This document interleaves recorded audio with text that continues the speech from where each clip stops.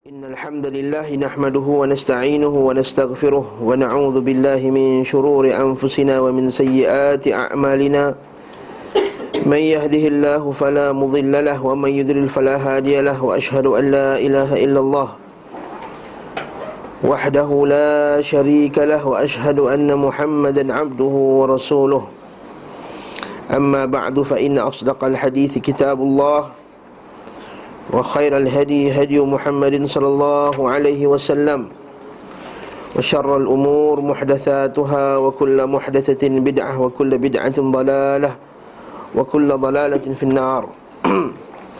Tuan-tuan rahimakumullah jami'an, kita menyambung kajian Sahih Muslim kita pada hadis yang ke-91. Betul tak?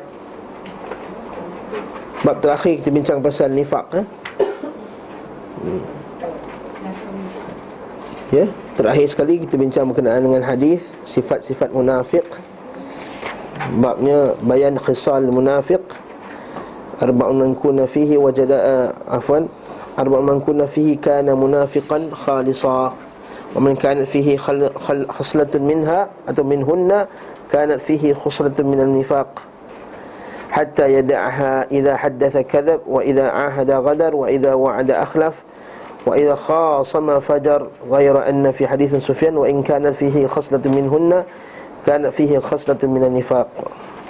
Itu hadis yang terakhir kita bincangkan berkenaan dengan nifaq. Hari ini kita masuk hadis bab baru pula. Hadis ke-91.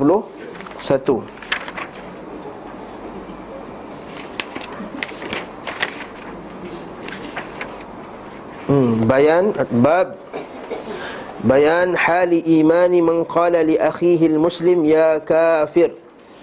Babu hali imani man qala li akhihi al-muslim ya kafir. Bab dalam menjelaskan status keimanan sesiapa yang mengatakan kepada saudaranya qala li akhihi al-muslim, yang muslim, ya kafir. Bab ini nak bincangkan berkenaan dengan apa hukum kita katakan orang wahai kafir ataupun engkau kafir. Ini bagi takfir lah ni, mengkafirkan orang lain. Apa hukumnya? Apa hadisnya? Okay. Qala al-muallif rahimahullah, berkata muallif rahimahullah ta'ala, penulis, qala haddathana Abu Bakar bin Abi Shaybah, telah menceritakan kepada kami Abu Bakar bin Abi Shaybah. Qala haddathana Muhammad bin Bishr, telah menceritakan kepada kami Muhammad bin Bishr. Wa Abdullah bin Numair, dan Abdullah bin Numair. Qala, mereka berdua telah berkata, haddathana Ubaidullah bin Umar, telah menceritakan kepada kami Ubaidillah bin Umar. An-Nafi', daripada Nafi', daripada Ibnu Umar, daripada bahawa sesungguhnya anna Nabiyya sallallahu alaihi wasallam qala, bahawa sesungguhnya Nabi Muhammad sallallahu alaihi wasallam telah bersabda, idza kaffara ar-rajul akhah, bila seseorang lelaki itu mengkafirkan saudaranya, faqad ba'a biha ahaduhuma, maka salah seorang dari keduanya telah kembali dengan membawa kekufuran tersebut. Seterusnya, qala haddatsana Yahya bin Yahya At-Tamimi, telah menceritakan kepada kami Yahya bin Yahya At-Tamimi, wa Yahya bin Ayyub, dan Yahya bin Ayyub, wa Qutaibah bin Sa'id, dan Qutaibah bin Sa'id, wa Ali bin Hujr, dan Ali bin Hujr, jami'an. Maksudnya dengar hadis ni pada berapa orang? Yahya bin Yahya At-Tamimi, Yahya bin Ayyub, Qutaibah bin Sa'id, dan Ali bin Hujr. 4 orang terus dia dengar hadis ni. Jami'an an Ismail bin Ja'far, daripada Ismail bin Ja'far. Qala Yahya bin Yahya, telah berkata Yahya bin Yahya, akhbarana Ismail bin Ja'far, telah menceritakan kepada kami Ismail bin Ja'far, an Abdullah bin Dinar, daripada Abdullah bin Dinar, annahu sami'a Ibn Umar yaqul,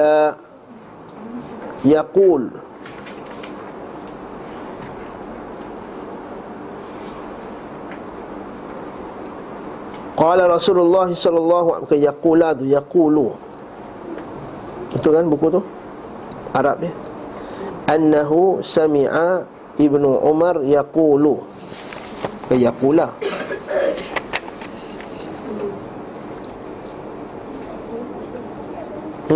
Betul kan buku tu? Bukan yaqulu ada alif kan, betul tak? Tengok Arab itu ada lam alif tu, betul kan? Alif tu buang, yaqulu saja, mana boleh. Ada yaqulu ada alif pula kat situ. Annahu sami'a ibn Umar yaqulu qala Rasulullah sallallahu alaihi wasallam, telah berkata Rasulullah sallam, ayyuma mri'im, mana-mana lelaki. Ayyuma tu mana-mana, imri'im suatu lelaki, seorang lelaki lah, mana-mana lelaki. Qala li akhihi, berkata kepada saudaranya, ya kafir, wahai kafir, faqad ba'a biha, maka kata-kata tersebut ba'a biha akan kembali kepada ahaduhuma, dia akan kembali dengan kalimah tersebut ahaduhuma. In kana kama qal, sekiranya dia seperti apa yang dikatakan, wa illa raja'at alaih, apabila sebagaimana yang diucapkan. Namun apabila tidak, maka ucapan tersebut akan kembali orang yang mengucapkannya. Faham tak zahir hadis ni? Zahir hadis ni, kalau kita kata kat saudara kita, wahai kafir, ya kafir, maka kafir itu akan kembali balik. Okey, apa maksud hadis ni? Kembali balik tu, adakah maksudnya jadi kafir? Pertama sekali, hadis ini dia kata ayyuma mri'im, kita patah balik. Ayyuma imri'im, mana-mana lelaki, maksudnya umum. Bila kita tengok hadis, bila kita sebut mana-mana lelaki, maka termasuknya juga padanya wanita, hukum sama. Dalam hukum, bila kita buka kitab fiqah ke Al-Quran ke, mana-mana hukum yang disebutkan ke atas lelaki, maka hukum tersebut juga terkena di atas wanita, melainkan ada nas-nas yang menghadkan hukum tersebut hanyalah pada wanita sahaja atau pada lelaki sahaja. Sebab dalam Quran banyak arahan dalam bentuk kepada lelaki. Dalam hadis disebut seorang lelaki, hukumnya jatuh juga ke atas wanita, kecuali ada nas yang kata dia untuk lelaki juga. Dia kata ayyuma mri'im qala li akhihi, berkata kepada saudaranya. Dalil bahawa Islam ini semuanya bersaudara, ukhuwatul Islam. Innamal mu'minuna ikhwah. Sesungguhnya orang yang beriman itu ikhwah, saudara Islam. Ni akhihi, ya kafir, wahai kafir, wahai kafir. Kat sinilah berlakunya iskal. Iskal ni maksudnya perbincangan ulama. Apakah yang dimaksudkan dengan kembalinya kafir tadi? Okey. Pertama, kita kena isbatkan macam mana nak jatuhkan orang tu kafir. Satu, melalui panggilan kat dia. Kalau kita kata wahai kafir, itu jatuh dah, kita telah menjatuhkan hukum kafir kat dia. Ataupun kita kata awak kafir. Yang pertama tadi panggilan, yang kedua khabar, mengkhabarkan awak kafir. Ataupun kita kata kat seseorang dia itu kafir, itu pun dah jatuh, menjatuhkan orang tu kafir. Walaupun kita tak panggil dia wahai kafir, depan-depan tak kata apa-apa, tapi bila kita berkata dengan orang lain, orang yang ketiga, kita katakan si fulan dan si fulan kafir, itu pun jatuh hukum kafir. Yang ketiga, kata Syekh, iaitu ayya'taqid fi qalbih annahu kafir. Dia beriktikad di dalam hatinya bahawa dia tu kafir, walaupun dia tidak menyebutkan dengan lisan. Itu pun jatuh, kita dalam hukum jatuh, orang tu jatuh kafir. Tak semestinya dia kena sebut, tak semestinya dia kena isytihar, tak semestinya dia kena panggil orang tersebut. Maksudnya kalau dalam hatinya dia iktikad penuh, percaya penuh bahawa saudaranya itu telah kafir, maka sama juga dia telah menghukum kawannya itu kafir. Faham tak? Ataupun apa bercara sekali lah, dia declare ke dalam Facebook ke, dia declare dalam Twitter ke, dia declare dalam mana-mana ke, dalam ceramahnya, ini pun juga boleh, maksudnya menjatuhkan hukum kafir ke atasnya. Maka dia kata akan kembalilah kekufuran kepadanya. Apa maksud kembalinya kekufuran? Adakah maksudnya orang yang mengucap tu jadi kafir juga? Sebab itulah Kata Al-Imam Nawawi rahimahullahu ta'ala dalam mensyarahkan hadis ni,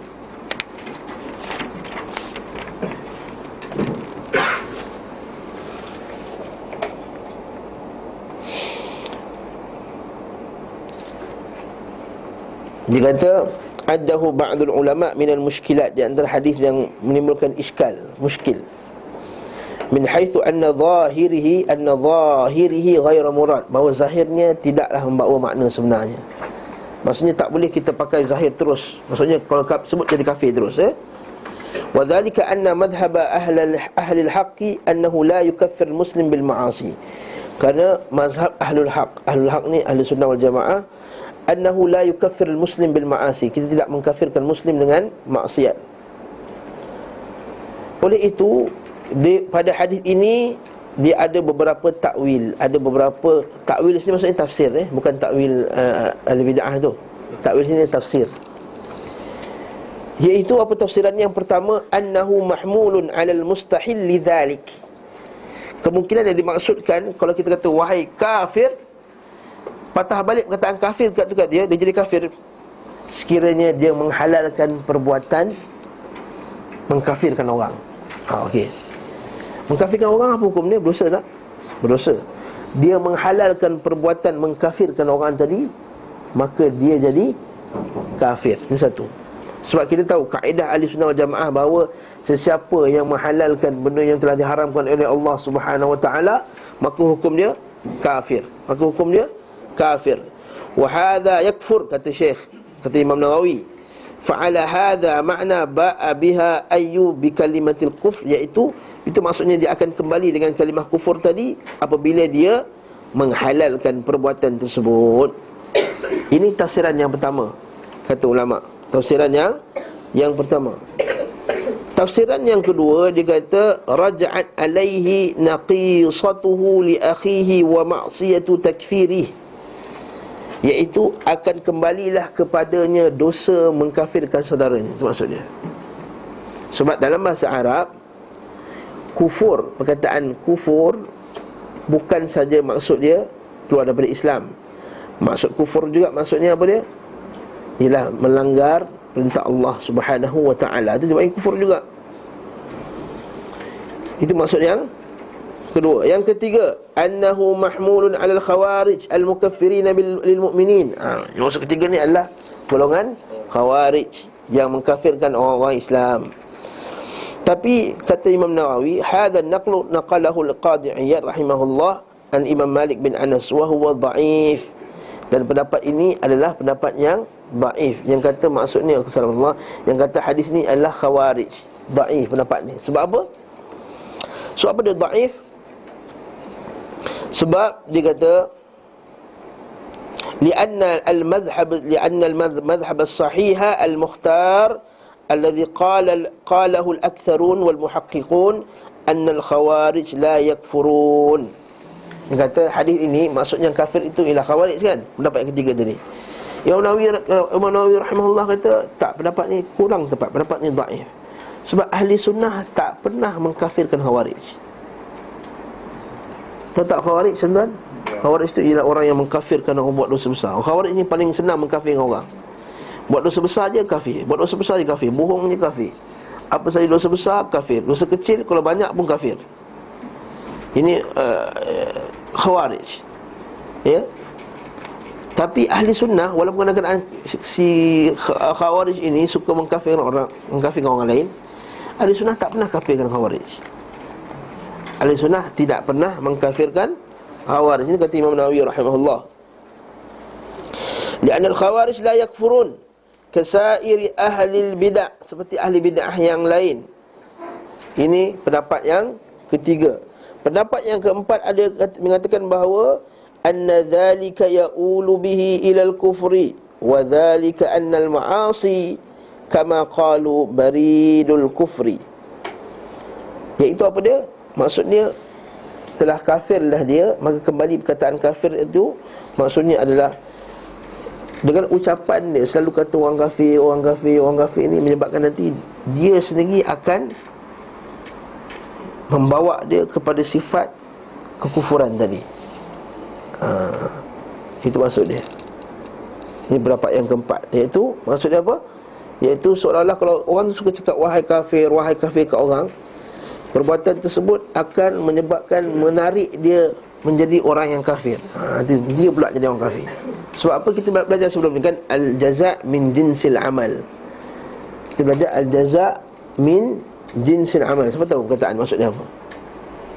Al-jaza' min jinsil amal maksudnya apa? Kita ni, apa yang kita buat kat orang, itu yang kita kena balik.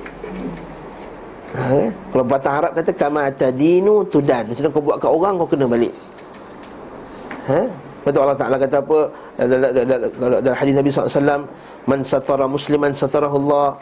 Siapa yang suka menutup kemaluan seorang lelaki saudaranya, satarahullah. Innallaha fil auni al-'abd ma kana al-'abd fi auni akhih. Sungguh seorang itu akan dalam pertolongan saudaranya. Kalau seorang itu selalu bantu saudaranya, maka Allah Ta'ala akan bantu dia. Begitu juga maksudnya siapa yang suka mengkafir orang, kafir kata orang kafir, maka dia itu sendiri akan mudah jatuh kafir. Itu maksud tafsiran yang keempat. Sebagaimana yang telah dikatakan oleh para ulama, al-ma'asi itu baridul kufri. Maksiat itu adalah pos kepada kufur, maksudnya jalan kepada kufur tadi. Wa yukhafu 'ala al-mukthir minha an yakuna 'aqibatu syu'umiha al-masir ila al-kufri. Kata Imam Nawawi, iaitu ditakuti bahawa orang yang selalu cakap wahai kafir apa semua ini akan menyebabkan akibat dia itu sendiri akan jadi kufur.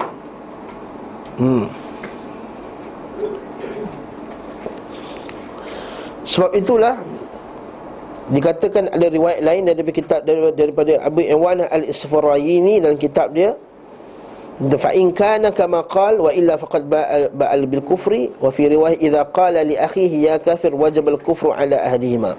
Maka wajib kufur ke atas salah satunya. Pendapat yang kelima pula, faqad raja'a alaihi takfiru. Pendapat kelima ni apa maksud dia? Maknahu faqad raja'a alaihi takfiruhu.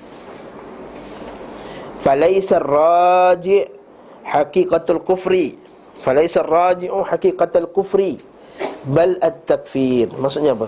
Yang kelima ni kan dia kata kalau siapa berkata kepada saudaranya wahai kafir, yang akan kembali itu wahai kafir tu, bukan kafir tu. Yang akan kembali tadi adalah panggilan wahai kafir, bukan kafir tu sendiri. Macam kata awak bodoh, sebenarnya panggilan tu sebenarnya macam kena kat kita, awak yang bodoh kena kat kita, bukannya bodoh tu sendiri.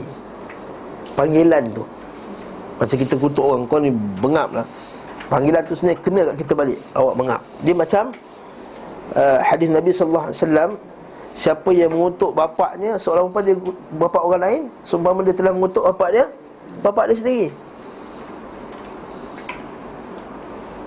Kita akan jumpa hadis tu nanti bab yang dalam Sahih Muslim.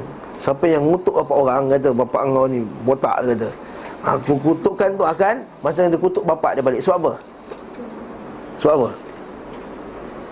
Sebab bila kita kutuk bapak orang tu kutuk bapak kita balik. Macamlah kita kutuk bapak kita awal tu, kalau kita kutuk bapak dia tak kutuk bapak kita, betul tak? Dia selamatlah, dua-dua selamat. Tapi macam tu juga kalau kita tak kata pada dia kafir, maka perkataan dia kafir tak kena dekat kita balik. Ini tafsiran yang kelima.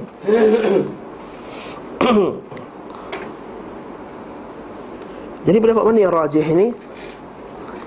Menurut Syekh Muhammad bin Abdullah al-Imam, dia kata yang rajih adalah yang dimaksudkan dalam hadis ini adalah orang yang menghalalkan perbuatan tersebut, perbuatan yang menghalalkan. Jadi banyak-banyak pendapat yang lima tadi, yang pendapat yang paling kuat sekali adalah orang yang menghalalkan perbuatan tersebut, ya kafir tadi. Okey, betul kata Syekhul Islam, man qala al-muslim ba'da imanihi ya kafir fa huwa kafir bi ittifaqil muslimin. Qala syurrah, iaitu man qala li akhihi ya kafir la yakunu kafira, tidak menjadi kafir illa idza istahalla takfirul muslimin, bila dia menghalalkan perbuatan takfirul muslimin. Amma idza qala hadha mutaawwila, kata Syekh, adapun kalau orang tu dia kata kepada saudaranya wahai kafir, kerana muta'awil. Muta'awil maksudnya apa? Dia lihat padanya ada zahir-zahir menyebabkan dia nampak macam kafir, maka kita tak hukum dia sebagai kafir. Tak hukum dia sebagai kafir. Ya. Seperti berlaku pada seorang sahabat namanya Usamah bin Zaid. Usamah bin Zaid berlaku pada satu peperangan, dan Sahih Muslim hadis tersebut, iaitu tengah perang-perang, orang tu dah pukul kawan dia, dah pukul tangan dia, dah terkena kat sini, terkena kat sini. Kemudian bila dapat dia punya peluang, dia nak pukul orang tersebut. Orang tu kata la ilaha illallah. Lepas tu Usamah buat apa? Usamah tebas dia kepala dia. Usamah tebas kepada dia. Lepas tu berita ni sampai kepada Rasulullah sallallahu alaihi wasallam. Lepas tu Nabi kata, "Wa syaqaqta qalbah," kamu dah buka ke hati dia. Kata, "Ya Rasulullah, dia ucapkan perkara tersebut kerana mempertahankan jiwa dia. Tadi bukan main lagi, dia tebas sana tebas sini. Bila aku ada chance peluang nak tebas dia, dia kata la ilaha illallah." Tu Nabi kata, kamu dah buka ke dada dia, kamu dah belah ke dada dia. Masa tu Usamah dah tak boleh nak jawab apa-apa jawapan tadi. Kemudian Nabi kata apa? Kaifa taf'alu bila ilaha illallah allati yaqulu allati qala, atau bagaimana kamu nak lakukan, kaifa tasna bila ilaha illallah, apa kamu nak lakukan dengan la ilaha illallah yang dia telah sebutkan. Lalu Usamah kata, aku tak pernah berharap aku ni belum Islam lagi, melainkan ketika peristiwa tersebut. Maksudnya aku harap aku belum Islam lagi masa tu, sebab besarnya dosa tersebut. Tapi Nabi tak kata Usamah kafir. Nabi tak kata Usamah kafir, sebab muta'awil. Muta'awil maksudnya apa? Dia pada dia takwil, dia silap faham. Muta'awil maksudnya apa? Orang silap faham pada zahirnya. Dalil yang kedua, kata ulama, muta'awil ni maksudnya orang yang silap faham tadi, ialah berkenaan dengan Nabi Umar Al-Khattab radhiyallahu an. Siapa tahu kisah Hatib bin Abi Balta'ah? Hatib bin Abi Balta'ah, Nabi sallallahu alaihi wasallam nak serang kota Makkah. Kemudian salah seorang sahabat namanya Hatib, dia hantar surat, kan? Tahu kisah tu kan? Dia hantar surat kepada saudaranya untuk, bukannya dia nak membuka rahsia sebenarnya.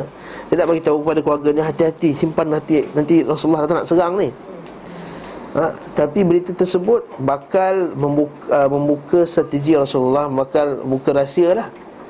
Akhirnya yang tu Nabi hantar dua orang, Ali dan seorang sahabat lagi, kejar perempuan yang bawa surat tadi. Kemudian sampai dekat Nabi sallallahu alaihi wasallam, Nabi kata, apa kata Umar? Da'ani adribu unuq hadzal munafiq. Kata Umar, da'ni ya Rasulullah, Rasul da'ni adribu unuq hadzal munafiq, biarkan aku tebas kepala munafik ini. Biar aku tebas kepala munafik ini. Maksudnya apa? Umar menganggap perbuatan Hatib tadi adalah pengkhianatan kepada orang Islam, pengkhianatan dalam peperangan. Betul, khianat perang ni bahaya, besar dosanya. Maka seolah-olah di situ dia panggil dia munafik. Munafik yang pure hukumnya kafir ke bukan kafir? Kafir. Kan kita tahu kan, munafik ada nifak akbar, ada nifak asgar. Nifak akbar kafir, nifak asgar, nifak kecil tak kafir. Jadi nifak akbar, nifak besar ini kafir. Sebab itulah Umar kata, biar aku tebas kepala dia. Nabi kata jangan. Tak, padanya dia ni ialah ahli perang Badar. Jadi kat sini dalil bahawa muta'awil dia itu masih lagi dalam, dia pada zahir nampak macam kafir, orang tersebut kafir. Jadi sebab tu dia hukum ke atas orang tersebut kafir. Lalu berlakulah kita terkhusum tadi kan. Kat sini tak boleh pula hukum orang yang kata kafir ini sebagai kafir, sebab dia muta'awil, dia confuse. Itu kita kena faham masalah ni dengan jelas. Hadis ini kata para ulama kita adalah sebagai ancaman terhadap orang yang suka mengkafirkan orang lain, ya? Kata Allamah Muhammad bin Ibrahim, Mufti Muhammad Ibrahim, dalam kitab Itharul Haqqi 'alal Khalq, kata jumhur ulama hamalu ala hadzal hadis 'ala al-muta'awwil annahu la yukaffar, bahawa orang muta'awwil tidak kafir. Dan juga dia kata ahlul hadis, ulama hadis ialah ab'adun nas anit takfir, Ulama hadis adalah orang yang paling jauh daripada mentakfirkan orang lain. Berkata Al-Imam Syaukani rahimahullah, Imam Syaukani rahimahullah kata, "I'lam, ketahuilah sesungguhnya hukum ke atas seorang lelaki itu kafir, menghukum orang lelaki itu kafir, la yajuz, tak boleh. Tak boleh hukum orang itu kafir mudah-mudah. Illa an yaquma alaihi burhan, melainkan dah tegakkan kepadanya burhan, iaitu bukti yang jelas. Awdah minas syams." Tak boleh hukum ke atas itu orang itu kafir melainkan dah ada bukti yang jelas sangat-sangat, kata Syekh, macam jelasnya matahari. Macam tu. Maksudnya kalau ada lagi ruang-ruang yang nak tak kata dia tak kafir tu, jangan hukum kafir lagi. Melainkan dah awdah minas syams, dah terang macam matahari. Sebab itulah bahayanya dia akan kembali kat dia. Dan kita tengok tadi 5-5 kefahaman tadi kan, 5-5 tafsiran tadi, kita pun tak tahu mana yang paling kuat sebenarnya tak. Itu ialah tafsiran para ulama. Ditakuti memang betul-betul jatuh kafir kat dia sebab hukum orang kafir tadi. Az-zajrul azim lil muslim alla yatasarra' fi takfir akhihi al-muslim. Kata dia supaya ini adalah larangan yang besar, supaya kita ni tidak bersegera dalam mentakfirkan saudara kita muslim. Betul juga Ibn Hajar pun kata benda yang sama. Wa tahqiq fi hadhihi masalah, tahqiq masalah ini adalah hadal hadis siqa lizajari al takfir muslim. Hadis ini disebut supaya orang Islam berhati-hati tidak mengkafirkan orang lain.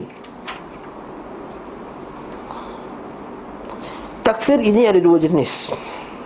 Namun kita perlu faham, takfir ada dua jenis takfir. Satu dia panggil takfir am, satu panggil takfir am, ataupun kita boleh panggil juga takfir mutlak. Yang kedua dia panggil takfir al-khas, takfir khas.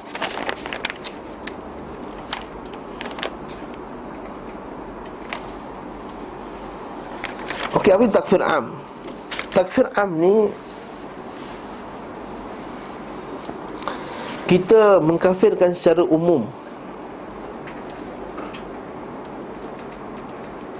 Contohnya kita sebut penyembah kubur hukumnya kafir. Ini takfir am. Penyembah kubur hukumnya kafir, syirik akbar. Okey. Kemudian takfir khas macam mana? Datang seorang tu, dia sembah kubur, sembah kubur ni, datang kat kita. Kita kata dia, wahai fulan dan fulan, engkau ni kafir, engkau ni kafir. Itu kufur ta'yin tadi, kufur khas. Tapi kufur khas tadi juga panggil kufur bita'yin. Kita menetapkan individu tertentu tadi. Apa bezanya? Kufur am khas dibenarkan dalam Islam bila ada padanya nas.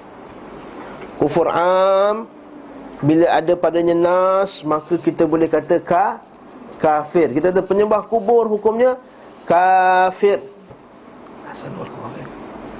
Orang buat syirik akbar hukumnya kafir. Orang yang beriktiqad bahawa tangkal yang dia pegang tu boleh buat manfaat dan mudarat secara mutlak, sesungguh-sungguhnya, maka kafir. Boleh tak kata macam tu? Boleh. Orang yang menghalalkan yang haram hukumnya kafir. Ini takfir secara am. Yang ni boleh tak dalam Islam? Boleh, jika datang padanya nas. Datang padanya nas, dalil, hujah daripada ulama. Yang ni kita kata dibenarkan, ada am. Adapun takfir bita'yin, takfir si fulan dan si fulan, kita hukum dengan fulan dan fulan itu kafir, maka tak boleh dijatuhkan melainkan setelah dia melengkapi syarat-syaratnya dan dia telah terlepas daripada penghalang-penghalangnya. Ada panggil al-mawani' wasyurut. Apa benda ni? Apa benda syarat-syarat dan penghalang-penghalang ni? Iaitu kita tak boleh jatuhkan seseorang tu kafir melainkan dia telah melengkapkan syarat dia untuk jatuh kafir, dan dia terlepas daripada penghalang-penghalang yang menyebabkan kita halang ni daripada sebut kafir tadi. Apa syarat dia? Para ulama kata, ini kata Ibn Taymiyah rahimahullah, Ibn Taymiyah sebut, qala Syekhul Islam, wa amma takfir muta'ayyin. Takfir dengan individu tadi mutawaqqif ala tawaffur syurut, kita terhenti pada syarat-syaratnya. Kalau dia lengkap syarat, wa intifa'il mawani', dan terlepas dia daripada penghalang-penghalang. Jadi apa yang dimaksudkan dengan syarat-syarat dan apa itu penghalang-penghalang ni? Para ulama telah menjelaskannya. Yang pertama, dia kata syarat yang pertama. Apa syarat nak jatuhkan orang tu kafir? Syarat yang pertama dulu, iqamatul hujjah. Kena bawakan dia, hujjahkan dia, kena tegakkan dia hujjah. Contohnya, dia sembah kubur. Kita kena tegakkan hujjah kepada dia, sampaikan hujjah kepadanya bahawa penyembahan kubur itu adalah syirik akbar. Apa dalilnya? Allah Ta'ala sebut dalam surah Al-Isra ayat 15. Allah Ta'ala kata, wa ma kunna mu'adzibin hatta nab'atha rasula. Kami tidak akan mengazab sesuatu kaum itu sehingga kami telah menghantar rasul, peringatan kat dia, memberi peringatan. Satu. Dalilnya juga, la wallazi nafsi biyadihi, hadis sahih Muslim dan lain-lain. Wallazi nafsi biyadihi, atau wallazi nafsu Muhammad biyadihi, demi nafsu jiwa Muhammad di tangannya, la yasma'u bi ahadun min hadhil ummah, tidaklah seorang di kalangan umat ini yang mendengar tentang dakwahku, sama ada Yahudi ataupun Nasrani, thumma yamut, kemudian dia mati, walam yu'min billadhi ursiltu bih, dan tidak beriman dengan apa yang diturunkan kepada aku, illa kana min ashabin nar, melainkan dia termasuk ahli neraka. Maksudnya apa? Tak ada seorang pun di kalangan umat ni yang sama ada Yahudi ke Nasrani yang dengar, kat situ point dia, dengar tentang dakwahku. Maksudnya dia mesti datang kepadanya hujah tadi. Datang kepadanya hujah. Kalau tak datang lagi hujah kepadanya, maka kita tak boleh hukum dia sebagai orang yang kafir dengan muta'ayyin, dengan jelas tadi. Ya? Yang kedua, al-murad bi bughulil hujjah. Apa maksud dikatakan sampai kepadanya hujah tadi? Iaitu hujah risaliyah, iaitu hujah berkenaan dengan Quran dan sunnah kepadanya.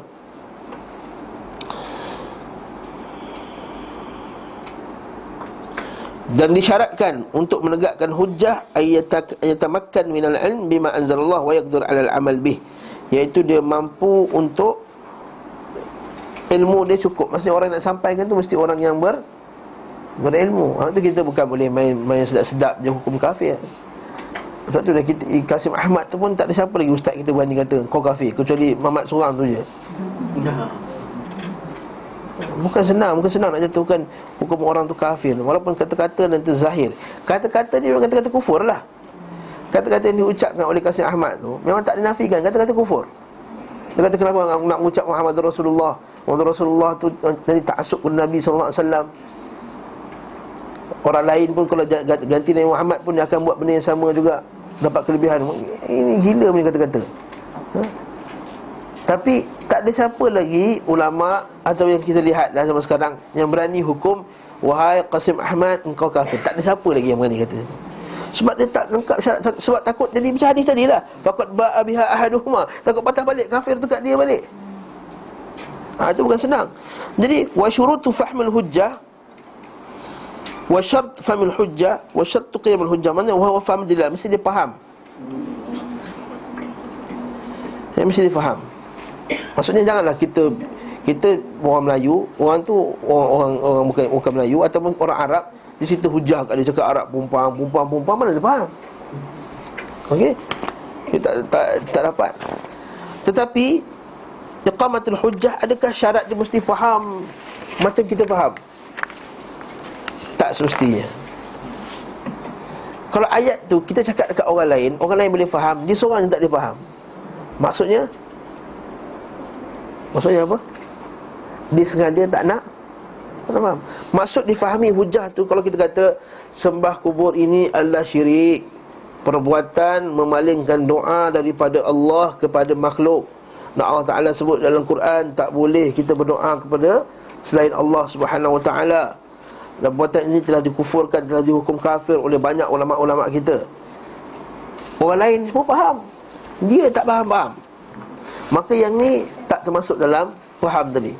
Yang betul kita kata atlaqa ba'dhum al-qawl li anna fahmil hujjah syart. Betul. Sebagian ulama letakkan syarat hujjah faham, mesti faham.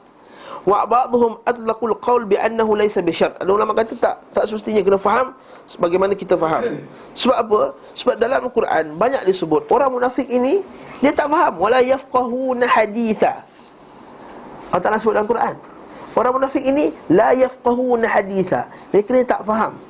Lepas tu kata ulama, dalam Quran juga dalam surah Al-Baqarah kan, orang kafir ini, orang musyrikin ini, kamathalil ladzi yan'iqu bima la yasma'u illa du'aan wa nidaa. Orang munafik ini atau orang musyrik ini, bila dibawa pada Quran dan sunnah, mereka anggap benda tu macam mereka ini seperti lembu yang dipanggil. Oi, kita panggil lah.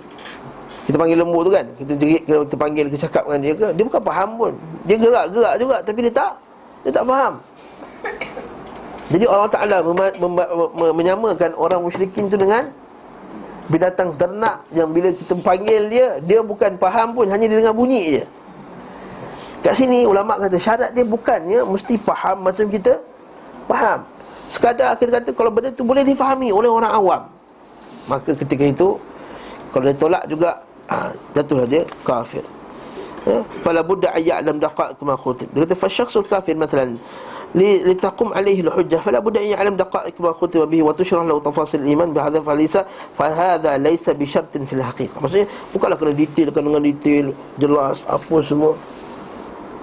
Sebab apa? Laisa bil haqiqah. Sebab yang penting umum dia dapat tahu dah. Kita bawa Quran, bawa hadis, bawa kata-kata ulama, bawa kata para sahabat, dia tolak juga, maka dia kata dia tak faham. Lepas tu kata dia, qala Syekh Ibrahim bin Abdul Latif fi ijma'il ahli sunnah an-nabawiyyah ala takfir mu'attilah al-jahmiyah. Dia kata fahmuha naw'un wa bulugha naw'un akhar faqad taqumul hujjah ala man lam yafhamuha. Syekh Muhammad bin Ibrahim bin Abdul Latif dia kata dalam kitab Ijma' ahli sunnah an-nabawiyyah ala takfir mu'attilah al-jahmiyah, sepakatnya ahli sunnah dalam mengkafirkan golongan al-jahmiyah yang tolak sifat Allah Ta'ala. Dia kata apa? Fahmuha naw'un, fahamnya satu benda, wa bulughuha naw'un akhar, dan sampai itu satu benda yang lain. Dan dia kata apa? Faqad taqumul hujjah, sebenarnya telah tertegaklah hujjah kepada siapa yang dah sampai, walaupun mungkin dia tak faham macam para ulama faham. Yang penting hujjah tu sampai yang boleh difahami oleh orang awam.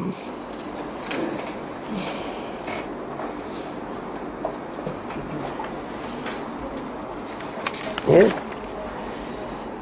Syarat yang kedua pula. Jadi syarat pertama apa? Tegaknya hujjah.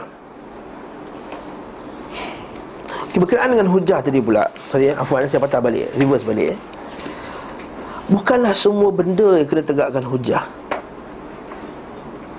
Ada benda yang dalam zahir Islam tu, makna la ilaha illallah tu dah jelas, yang tak perlu ditegakkan hujjah lagi dah kalau dia lakukannya. Contohnya, bila kita ucap la ilaha illallah, maksudnya aku takkan sembah melainkan Allah. Kemudian dia pergi kat berhala, dia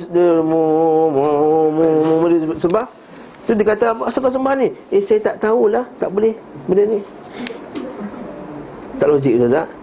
Muhammad macam tu. Bila sebut la ilaha illallah, tahu dah kan, tak boleh dah kita sembah lain. Itu makna syarat kalimah la ilaha illallah. Maksudnya kalau dia tak tahu benda tersebut, maknanya dia tak faham kalimah la ilaha illallah yang dia ucapkan. Bila tak faham kalimah la ilaha illallah yang dia ucapkan, maka tak sah kalimah la ilaha illallah dia. Kat sini kita patah balik tadi, menunjukkan bahawa bukanlah semua benda kena tegakkan hujah. Kalau benda itu telah zahir bahawa benda itu kufur dan syirik, maka hujah tak tertegak ke atas dia, maka telah jatuh hukum kafir. Satu.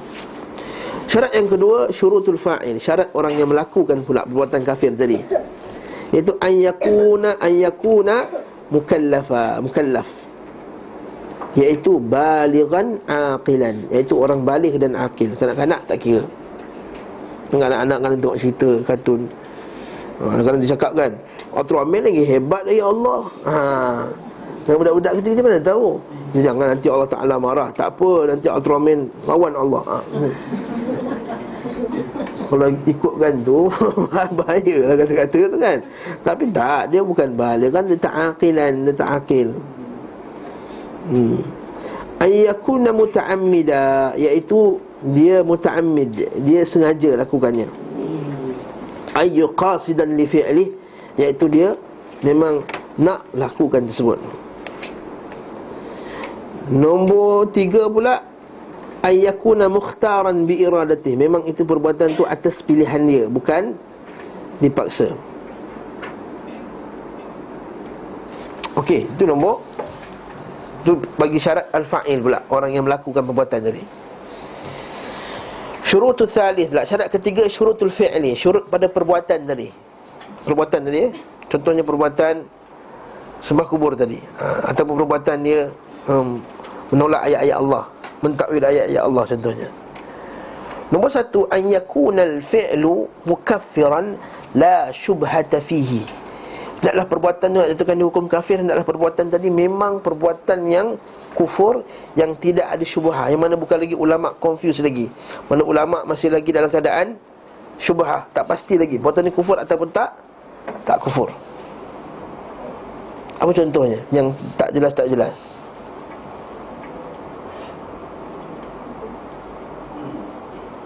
Apa contohnya? Abu Hafs. Ada contoh tak? Kita bawakan contoh bagi saya.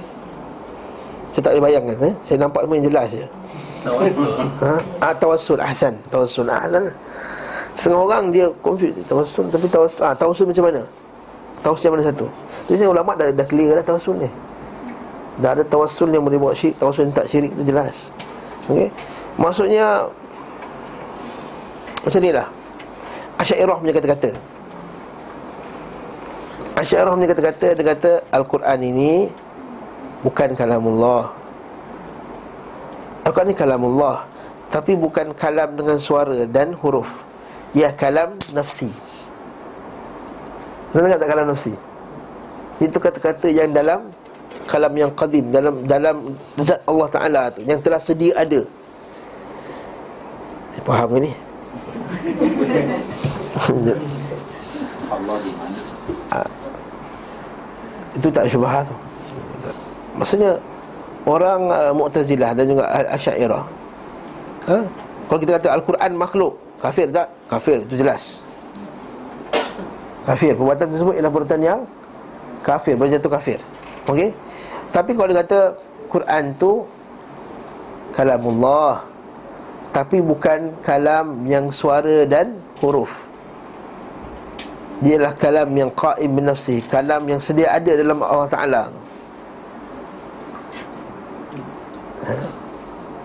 Kalau kita kata macam mana kalam yang bukan suara dan huruf? Macam mana kalau kalam berkatanya Allah Ta'ala itu bukan suara dan huruf, sedangkan Nabi Musa dengar suara Allah tu tak? Falamma nudiya ya Musa, bila dipanggil wahai Musa, qala inni ana rabbuka fakhla'na 'alaik, kata sungguhnya aku Tuhan kamu, innaka bil wadil muqaddas tuwa, engkau ni di lembah yang suci ini. Nudiya ya Musa, dipanggil wahai Musa, bukan dengan suara ke tu? Kan dengan benda lain, dengan suara lah. Jadi golongan ni betul tak? Kat sini kita kata fi'il kafir itu syubhah, tak clear. Dia nak kata bukan kata-kata. Yang ni tak jatuhkan hukum dia kafir dengan jelas. Sebab itulah ahli sunnah tak jatuhkan Asy'ariyah. Ahli sunnah tak pernah kata Asy'ariyah kafir sebab syubhah yang ada pada mereka. Yang kedua, ayyakuna fi'lul mukallaf aw qawluhu sarihid dalalah 'ala al-kufur, bahawa kata-katanya jelas kufur. Apa itu ustaz? Apa beza yang pertama dengan kedua tadi? Syubhah dengan kedua.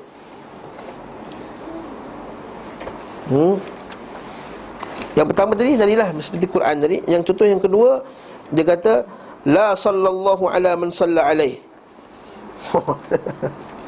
Allah musta'an. Kata dia Allah Ta'ala tidak akan berselawat, tidak akan mengampun, tak berselawat ke atas orang yang berselawat kepada Nabi.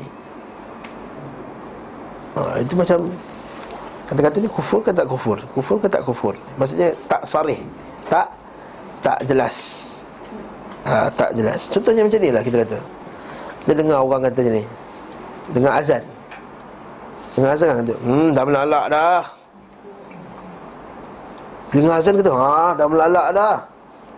Kalau tengok ni, ini kafir ni. Tapi tak jelas siapa yang dimaksudkan lalak tadi. Adakah azan tu sendiri ataupun orang yang tukang azan tu? Rupa-rupanya tukang azan tu, kaki minum arak apa semua, kaki zina, tapi kerja dia Bilal. Itu yang dia bengang tu, kata dah melalak dah mak ni. Nampak?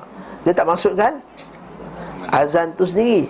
Okey. Jadi kena hati-hati kat sini. Syarat yang kedua ni, al-fi'l maka sarih, jelas kepadanya bawa kepada kufur. Yang ketiga, dalil yang membawa kepada kufurnya perbuatan tersebut juga mesti jelas. Dalil nak mengatakan perbuatan tersebut tu kufur juga mesti jelas. Macam ini boleh juga yang Abu Hafs bagi tadi. Contohnya tawassul. Bagi setengah pihak dia tak jelas dalil kufurnya tawassul tadi. Kerana tawassul tak ada masalah. Okey. Syarat yang keempat pula, iaitu yashtar fi itsbat fi al-mukalla ayuthbi bi tariq syar'i sahih la bi dhanni aw bi takhris bi syakkin wa dhalika bi ayakuna itsbat imma bil iqrar al bayyinah. Yang keempat mestilah dengan ikrar ataupun dengan bayyinah. Pertama dengan ikrar, tak boleh hukum atas orang tu melainkan bukti yang telah jelas. Sama ada ikrar, orang tu sini dia memang dia mengaku, yes aku buat benda ni. Yang kedua dengan bayyinah, jelas ada video, dah dikumpulkan banyak video-video dia, dia punya ucapan-ucapan dia yang jelas. Maka ini boleh juga dengan dipanggil bayyinah, dengan bukti yang jelas. Yang ni syarat-syarat yang perlu dipenuhi sebelum jatuhkan orang tu kafir. Ada pula dia panggil penghalang-penghalang, mawani' pula. Al-mawani' dia panggil penghalang-penghalang untuk kita jatuhkan orang itu kafir. Apa penghalang-penghalangnya? Para ulama juga telah jelaskan penghalang-penghalang ni ada berapa penghalang, ada 5 ke 6 penghalang kat sini. Yang pertama,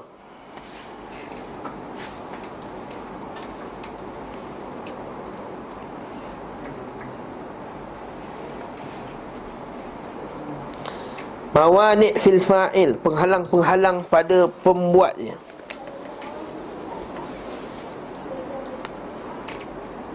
Apa dia? Nombor 1, penghalang-penghalang dari segi fizikal dia sendiri. Dia panggil al-asbab as-samawiyah. Dia kata turun daripada langit, sebab-sebab dia langit. Maksudnya apa dia? Contohnya masih kecil lagi. Ini fizikal lah. Gila.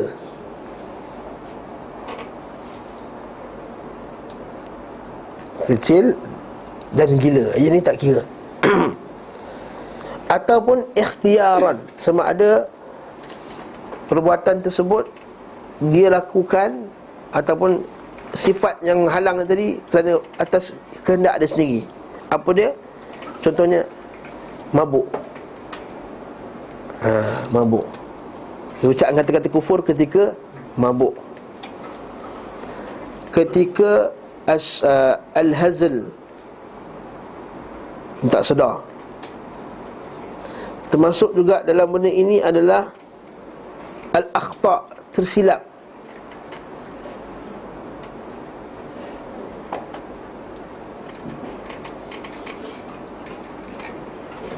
Termasuk juga, boleh juga masuk dalam ini ialah terpaksa. Okey, kita bincang tersilap tu macam mana? Intifa'il qasdi, tak ada niat pun, tersilap kata-kata. Macam hadis yang itulah, yang di padang pasir tu kan, engkau Tuhan aku, Tuhan kamu, engkau Tuhan aku. Ini tak jatuh kafir lah kat dia tersilap. Pernah dengar tak hadis tu? Yang dia tu hadis banyak kali kan, yang dia berjalan dalam padang pasir, dalam padang pasir bekalan-bekalannya semua atas unta, dan unta dia hilang. Kemudian dia putus asa, dah habis dah mati aku dah habis dah. Dia datang balik unta tu, dia happy, dia doa, ya Allah engkau lah hamba-Ku, akulah Tuhanmu. Dia punya happy sampai terbalik. Sama juga macam setengah orang macam doa dalam bahasa Arab, tertukar kan? Ana rabbuk wa anta abdi. Dia tak ingat bahasa Arab, tak tahu bahasa Arab. Okay? Tertukar, dia dah hafalan dia terganggu, dia tertukar. Jadi inilah panggil al-khata' tadi, ini panggil tersilap tadi. sabaqul lisan wa laysa alaikum junahun fima akhta'tum bih. Allah Ta'ala sebut dalam surah Al-Ahzab ayat 5, tidak ada kesalahan bagi kamu atas apa yang kamu telah tersilap. Yang kedua ialah takwil. Ini kita takwil tadi, iaitu dia faham nas tu dengan kefahaman yang salah. Yang ni juga kita tak hukum kafir dekat dia. Yang ni lah kebanyakan ahli bidah macam ni lah dia. Contohnya macam bid'ah Mu'tazilah. Mu'tazilah tak ada siapa kafir dengan Mu'tazilah. Betul tak, para bila Abdullah bin Mubarak ditanya apakah ru'usul bid'ah, kepala-kepala bid'ah ada 4. Rafidah Syiah, yang kedua Khawarij, yang ketiga Qadariyah, yang keempat Murji'ah. Siapa dia? Syiah, Khawarij, Qadariyah yang tolak qada dan qadar, dan Murji'ah yang kata Islam ni tak ada kena-mena dengan amal, iman tu dah hati je, tak ada kena dengan amal. Kata Allah bin Mubarak 4 ni. Sekali dia kata, kenapa kamu tak sebut Jahmiyah, wahai syekh, wahai imam? Kamu tak sebut Jahmiyah? Jahmiyah tak termasuk, Jahmiyah kafir. Nampak, dia kafirkan Jahmiyah. Tapi yang 4 tu Rafidah. Rafidah pun dia tak kafirkan. Betul, ahli sunnah wal jamaah sepakat tidak mengkafirkan Rafidah Syiah, kecuali bila ada betul-betul memang dah jelas ada di antara mereka itu telah kata Ali itu Tuhan. Itu lain cerita. Sebab itulah atas dasar inilah kerajaan Arab Saudi masih lagi membenarkan orang Syiah pergi haji. Ini orang tak faham, kata kenapa lah kerajaan Saudi bagi juga orang Syiah pergi haji. Sebab dalam juta-juta tu, adakah semua iktiqad dia sama macam iktiqad dalam kitab dia tu? Dia tak pasti, tak tahu. Mungkin dia Syiah dari segi keturunan saja, mungkin dia Syiah dia tak faham macam tu, ataupun dia tak berfikiran macam tu. Dia cuma hanya sebab dia telah dilahirkan orang kenal dia Syiah. Macam kita Syafi'i lah, semua kata mazhab apa? Syafi'i. Sedangkan dia tak tahu pun dia Syafi'i pure ke Syafi'i tak pure ke, dia tak tahu. Dia declare jadi Syafi'i. Macam tu juga orang Syiah tadi. Sebab tu kita tak boleh hukum Syiah semua kafir. Kadang-kadang ada sebagian Syiah datang Malaysia ni, tak boleh hukum terus kafir je. Dia berbahaya, tak nafikan kalau betul, sebab pemikiran mereka macam tu. Tapi nak hukum mereka kafir itu isu yang lain. Sebab tu takwil. Sebab takwil juga berkenaan dengan Quran tadi, takwil. Begitu juga dengan Khawarij, kan dia mengkafirkan orang, takwil. Begitu juga sebagai perkara yang pada zahirnya takwil lah, seperti Asy'ariyah dan lain-lain yang mentakwilkan sifat-sifat Allah Ta'ala, menolak sifat Allah Ta'ala. Pada dasarnya macam soal Allah tolak qada dan qadar, macam tolak qada dan qadar. Hatta Qadariyah itu pun tak jatuh kafir. Kalau tak jatuhkan dia kafir, sebab dia silap faham kepada nas-nas Al-Quran dan hadis. Mu'tazilah contohnya, Mu'tazilah kata apa? Perbuatan jahat bukan Allah Ta'ala cipta, makhluk yang cipta perbuatan jahat. Allah Ta'ala tak cipta perbuatan jahat langsung. Seolah-olah kita dah kata ada pencipta selain daripada Allah Ta'ala. Betul, Nabi kata Al-Qadariyah itu majusi hadhil ummah. Qadariyah itu majusi umat ini. Ada Tuhan baik, ada Tuhan jahat. Tapi ada ulama kita jatuhkan kafir? Tak. Sebab dia muta'awil, dia takwil. Al-jahlu, jahil pula.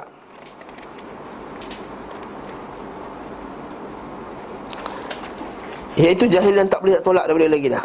Memang betul-betul bengap lah ni, betul-betul tak boleh nak faham nas.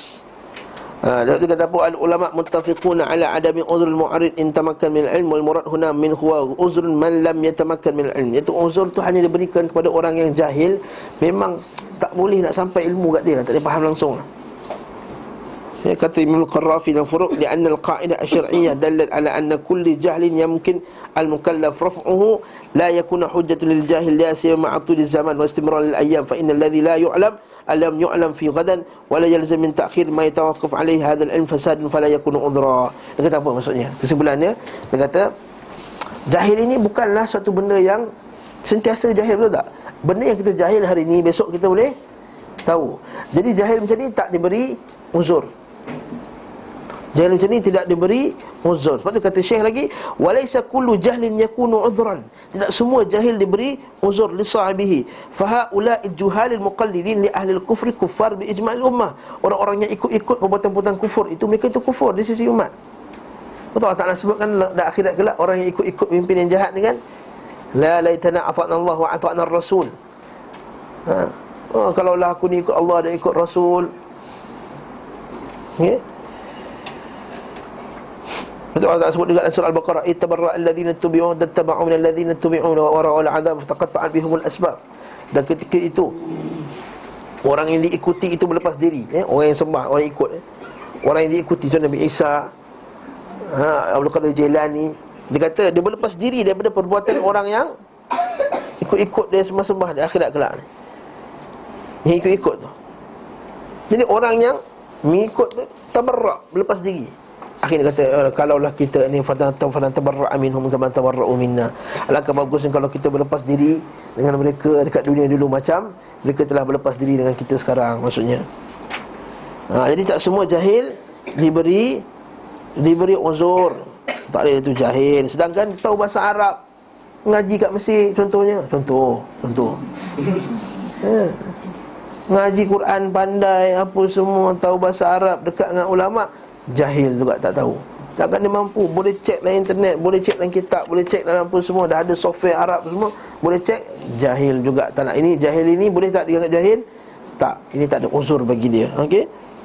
Ikrah tadi dipaksa, maka dia bukanlah dipaksa. Dan syarat dipaksa ini mestilah ada beberapa syaratnya. Maksudnya orang yang dipaksa ni ada beberapa syarat. Ayyakunal mukrih qadiran ala iqa' ma yuhaddid bih wal mukrah ajiz. Mesti dipaksa tu paksaan yang memang dia tak boleh nak tolak lah. Kalau dia kata saya paksa awak cakap macam ni, kalau tidak awak takkan boleh keluar TV lagi. Itu bukan paksa. Itu bukan paksa. Itu kerana masalah dunia. Yaghlib 'ala dhanni mukrih annahu idza imtana'a uqi'a bihi ma yuhaddadalah. Iaitu kalau dia memang zan ni kuat, kalau dia langgar perbuatan tersebut, kalau dia tak cakap perbuatan tersebut, dia akan dikenakan hukuman. Kalau hanyalah acah-acah, maka tak dianggap sebagai ancaman. Kalau acah-acah dia tak anggap sebagai, kalau ancaman dia betul-betul, dia hantar mesej, kalau ustaz cakap lagi pasal ni, kami akan bunuh ustaz. Itu ancaman. Sebab tu Imam Ahmad rahimahullah kan bila dia kena pukul kan, dia kata, mengaku je lah Imam Ahmad, Al-Quran tu makhluk. Anak murid dia sini kata macam tu. Ini kamu kan dalam keadaan terpaksa, ini kamu kan dalam keadaan telah diancam. Dia kata, aku bukan diancam bunuh, aku dipukul je. Aku bukan diancam bunuh, aku dipukul je. Jadi kata, aku tak termasuk dalam darurat lagi. Masya Allah. Kalau kita darurat belaka. Kalau kita semua darurat Syekh. Takut gaji tak dapat pun darurat. Nombor 3, alla yuzhir 'ala al-mukrih mukrah ma yadullu 'ala tamadihi bi an ya'mal aw yatakallam bi zatan 'ala ma yumkin an yadfa' bihi al-bala. Lebih kurang macam atas jugalah. An yudhahira al-islamahu mata ma zala 'indahu al-ikrah, iaitu hendaklah bila dah hilangnya paksaan tadi, dia kena isytiharkan balik. Nampak tak? Mula-mula tadi terpaksa kan, katakan dia terpaksa mengucapkan kata kufur, tapi bila hilang saja ancaman tadi, dia kena declare balik yang kebenaran tadi.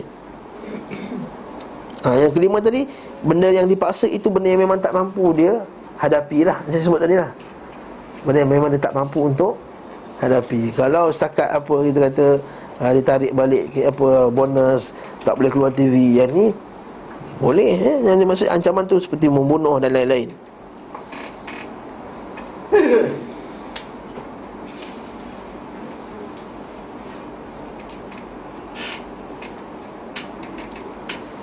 Waktu Imam Ahmad rahimahullah su'ila an rajul yu'mar bi fayu'rad al-kufr wa yukrah alaih alahu an yartad. Dia kata, ditanya seorang lelaki yang disuruh untuk mengucapkan kata kufur dan dipaksa ke atasnya, adakah mereka itu murtad? Boleh tak dia jadi murtad? Boleh tak dia mengucapkan kemurtad dia? Alahu an yartad fakarihahu karahatan syadidah. Sedangkan dia tak suka perbuatan tersebut, dia dipaksa dengan paksaan yang kuat. Wa qala ma yushbihu hadha indi alladhina unzilat fihim al-ayah min ashabin nabi sallallahu alaihi wasallam ulaika kanu yuraduna 'ala al-kalimati thumma yatrukuna ya'maluna ma sya'u wa haula'i yuridunahum 'ala al-iqamah 'ala al-kufri wa tarki dinihim. Maksudnya kata apa?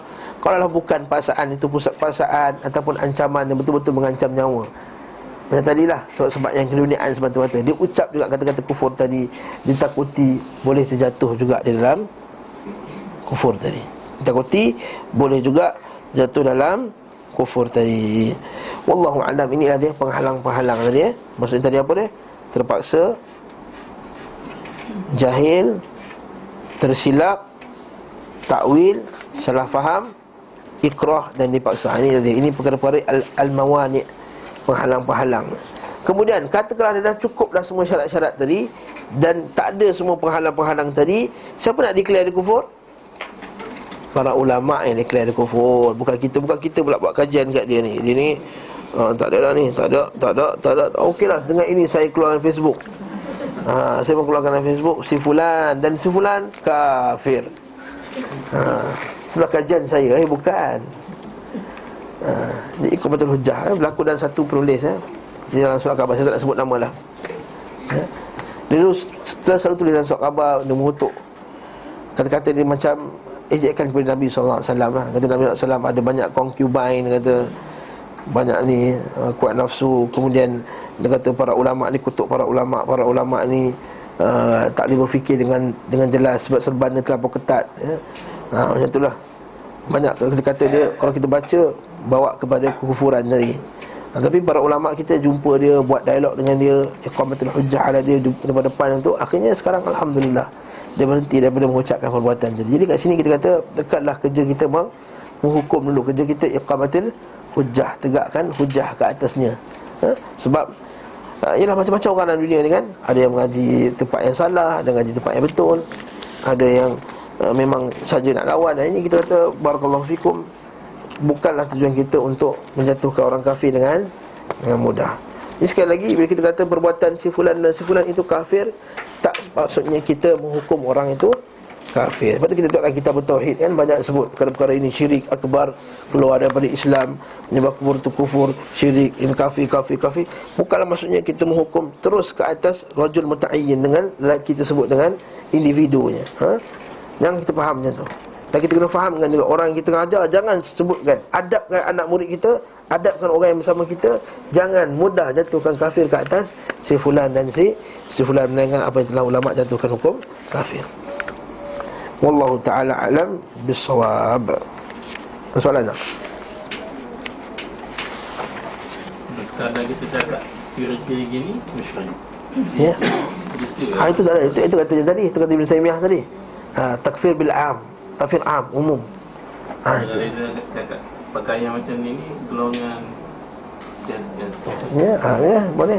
Itu je lah. Dengan nas lah. Itu kata-kata dia. Jawab benda syirik kan. Kata siapa yang bersumpah, siapa yang menyembelih binatang ternama Allah, bukan kerana Allah Ta'ala, maka perbuatan yang syirik, adzabhu li ghairillah, syirik sedang dilakukan oleh orang-orang yang di Pulau Besar Melaka. Itu macam tu. Sekarang kebetulan ada seorang tu pergi Pulau Besar Melaka buat macam tu. Ustaz, itu saya kafir lah ustaz. Engkau saya tak tahu, tapi buatan tu kafir. Engkau aku tak tahulah kau kafir ke tak kafir, tapi perbuatan siapa perbuatan tersebut adalah perbuatan yang kafir. Kadang-kadang kau buat, kena taubat. Taubatlah. Taubatlah. Tapi nak jatuhkan kau kafir, wallahu alam, kau kena cukup syaratnya. Untuk jatuhkan kau kafir. Wallahu ta'ala alam bisawab. Lihat sekejap kita sambung kitab tauhid. Itu nifaq akbar. Kata ulama, kata para ulama, kata Syekh Abdul Latif dan semua, antara nifaq akbar, Pak Cik terpanas, Pak Cik kena duduk belakang. Kalau sejuk kena duduk belakang. Nifaq akbar, antara nifaq akbar adalah membantu orang kafir membunuh orang Islam dengan tujuan untuk menghalang orang Islam tadi. Berbeza dengan perbuatan orang yang panggil orang kafir untuk bantu dia menghalang daripada kezaliman orang Islam lain. Itu cerita lain. Faham tak? Tak tahu beza macam ni. Saya tak suka orang Islam si fulan dan si fulan kerana masalah politik ke apa. Saya panggil orang kafir, jom kita jatuhkan dia. Contohnya macam kita Malaysia nak serang Indonesia contohnya. Cerita je. Sebab kita nak tawan Indonesia. Bukan sebab atas dasar Islam pun, dengki kat dia. Jadi kita panggil Amerika, serang Indonesia. Contoh. Itu kufur tak? Itu boleh bawa kepada nifaq akbar, boleh bawa kepada kufur, membantu orang kafir ataupun minta kerjasama orang kafir menghancurkan orang Islam. Tapi kalau isu yang lain, Indonesia serang Malaysia, kita tak mampu nak pertahankan diri, lalu kita panggil Amerika, sini tolong. Obama datang sini kan, Obama, tolong kita ni. Negara kami, Indonesia serang. Indonesia Muslim, dia serang negara kami, kita panggil untuk pertahankan negara kita. Kafir tak? Nifak akbar tak? Tak termasuk dalam nifak akbar. Tu bisa tak? Bisa tu Satu untuk menjatuhkan dia, satu untuk kita tak mampu pertahankan diri. Ini yang diambil fatwa oleh para ulama Saudi bila Iraq nak serang dulu. Saudi tengok Iraq ni kalau serang kita, kalau kita sorang-sorang memang tak boleh punya. Iraq dengan jet dia, dengan nuklear dia, dengan semua apa, dengan bahan kimia ada, semua ada. Saudi masa tu negara yang tak kuat lagi, tahun 90-an dia baru lagi. Jadi pada ketika itu para ulama semua berfatwa, kata minta bantuan daripada Amerika Syarikat. Jadi sebagai orang tak faham isu ni, dia kata tengok, Arab Saudi telah kufur, Arab Saudi telah kafir. Lepas tu dia keluar buat satu website tu, semua gambar ulama Saudi, gambar raja dia, gambar syaitan semua. Gambar api neraka tu gambar syaitan. Ulama syaitan, dia kata. Sebab memanggil orang kafir menyerang orang Iraq. Isu dia bukan itu. Isu dia adalah mempertahankan daripada kejahatan dia yang kita tak mampu nak halang. Asal hukum patutnya orang Islam lain tolong. Wa in ta'ifatan minal mu'minina iqtatalu fa aslihu bainahuma fa in baghat ihdahuma 'ala al-ukhra faqatilul lati tabghi. Kalau dua orang Islam berperang, maka amankanlah dua. Kalau tak mampu amankan kedua-duanya, maka hendaklah kita memerangi golongan yang melampau tadi. Golongan yang melampau. Siapa yang kita tu? Orang Islam lah. Tapi orang Islam pun tak mampu. Minta pertahanan itu jahat. Minta pertahanan is jahat, man. I mean, as in the one who asked for not dia tak boleh defend sendiri. Dia yang tak buat betul, yang buat betul nak serang dia ke atas jahatan dia lah. Kalau dia panggil orang kafir, itu masuk dalam nifak akbar tadi lah. Ya, berlaku pergaduhan, peperangan. Ini baik, ini jahat. Yang jahat itu lemah. Yang jahat itu lemah. Maka dia pun panggil. Ada tu dalam nifak akbar juga. Boleh jatuh pada nifak akbar. Ya, maksudnya dulu berperang. Satu pihak dalam keadaan yang benar, satu pihak dalam keadaan yang salah. Mesti jelas tu benar dan salah tu, bukan fitnah. Sebab kadang-kadang berlaku sekarang ni fitnah, qatul fitnah. Dia tak pasti mana betul mana salah. Puak ni macam betul, tapi dalam dia ada liberal, ada asasi manusia, apa semua. Yang ni macam salah, tapi tak ada pula pemikiran-pemikiran yang tak betul tadi. Berperang. Jadi siapa ni? Jadi memanglah pada dia kerajaan, dia bantal lebih sikit kat sini ni. Kan? Dia berperang, mesti ada satu mesti nampak lebih memenangi peperangan tersebut, betul tak? Jadi ini dipanggil qatlul fitnah, qatlul ami, itu dia panggil. Qatlul ama, dia panggil umya, qatlul umya, iaitu peperangan orang-orang buta. Maksudnya dia tak tahu mana satu benar, mana satu salah. Itu dah hadis Nabi SAW di Sahih Bukhari dan Muslim. Akan tiba satu masa nanti orang berperang, dan yang mati dalam peperangan tersebut tak tahu kenapa dia dibunuh, dan yang membunuh pula tak tahu kenapa dia membunuh.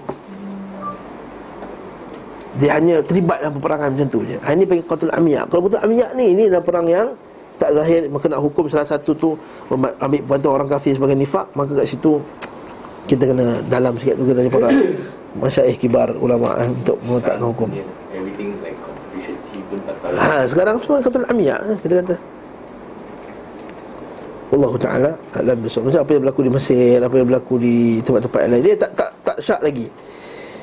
Tak syak lagi apa yang dilakukan kepada mereka yang hukum bunuh tu zalim. Tak syak, tak siapa kata dia. Tapi peperangan yang muncul sebelum ni tu, pertembungan juga di Libya sebelum ni, Muammar Gaddafi dengan orang yang berperang tu, itu qatlul amya, peperangan fitnah, bukan peperangan nak menegakkan hukum Allah Ta'ala. Di Tunisia juga macam tu, la ilaha illallah, tegakkan Islam.